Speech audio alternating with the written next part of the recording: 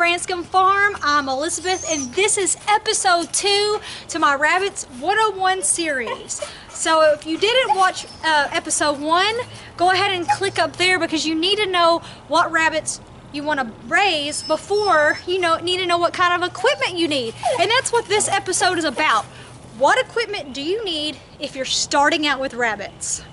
All right, so what kind of equipment do you need? Well, you definitely need cages. So you can see some behind me. Those are some my wonderful husband built for us, and that is definitely the best road to go, cheapest, and you can build it for how you want. And then over here on this side, those are some Tractor Supply ones. That's our first ones we started off with. That's a perfect way to start raising rabbits, is buy some. We also have hutches that you can see in the background, and I'll let you see all of them. All right, we've got a 2-hole, a grow out, a 1-hole, and then we've got the 4-hole with it's the mommies and the nest boxes built in behind. So if you've seen any of my videos, if you check this one out on how to clean out nest boxes, you'll see what that looks like. We also have Big Blue. I don't like the hutches as much, and that's another grow out. So what equipment do you need? Do you want to get hutches, or do you want to get all wire cages? What is best? That is the question. Well, when you're starting off, you first have to decide how many rabbits are you going to start off with. Depends on what you're wanting to do.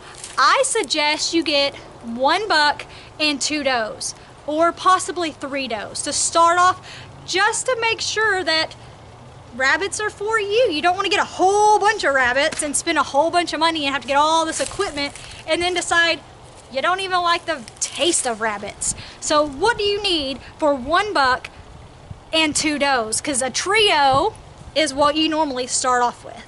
Okay, so you've decided, you found you're getting 1 buck and 2 does. So what equipment do you need? Well, you would think 1 buck, 2 does, 3 cages. Wrong. You need 2 cages per doe. Who figured? Why? Why do we need 2 cages per doe? I'll let you know. Okay, so you need the cage for the doe that's big enough for her to kindle in, and a nest box to go in there. Then you need 2 empty cages for when you wean her babies. You can put the girls or the does in 1 cage and her bucks in another cage. And then she stays in her kindling cage. So you need 3 cages per doe that you have. Now, if you're on a tight budget, you can do the doe cage and a grow out cage, as long as that grow out cage is big enough to house all of those rabbits. So let's go look and see what sizes you need. Perfect example of Luna here. She is in one of our Tractor Supply cages, and I'll link description to the size in the comments. But this cage is big enough for 1 rabbit until it gets big enough to breed. So this would be okay for a buck cage. Now Luna, she's in here because when I got her, she was only a couple months old, and so I also use this as a single cage to grow out my rabbits. Now she's about to be upgraded to a mama cage that's a lot bigger. So we'll compare the difference in this little cage and what a kindling cage looks like. So I wanted to give you a better view. See how it's not that wide? It's probably about 3 or 4 foot wide and not very tall. Now these are 4 individual cages with 4 individual rabbits that we have just put together. Okay, these are perfect for your smaller breeds, and they're perfect for, say, Harley here that's growing up, not yet time for a mom, and Applejack that's not quite big enough for a mom. But poor Luna over here, she was as big as Applejack when I first got her, but she's almost outgrown this cage, so she needs an upgrade. So what does a mama cage look like? So this is what a mama cage looks like. My husband built them. It's 1 long cage that he separated into parts. So he separated this part here. This is Big Mac.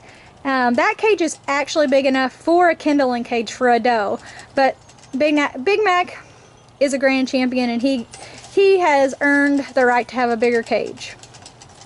But look at the size of this one. So it's split here, and so it gives you 2 portions. There's a portion, and here's a portion. And that's big enough for the nest box, the doe, and the babies. So Rainbow Dash here was over here with her babies until they were 6 months old. I had a cage big enough, so I actually moved her over to where Applejack is now, because once she's weaned, she doesn't need a big cage.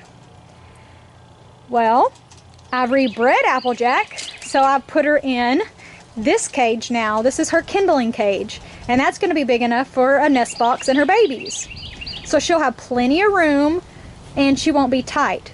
Because if you try to put a nest box in one of these little cages over here, it just wouldn't fit. It wouldn't be very big.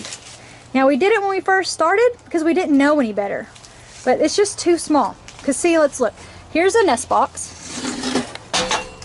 Oops.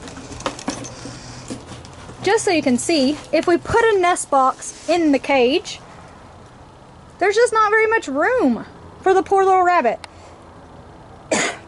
But if we put a nest box over here in this bigger cage, they're going to have a whole bunch more floor space, and it's just better for them. Again, I like the rule of 3 cages per doe because it gives you the ability to move them around. So, you know, Rainbow Dash was over here with her babies. I had an empty cage open, so I'd moved her over here.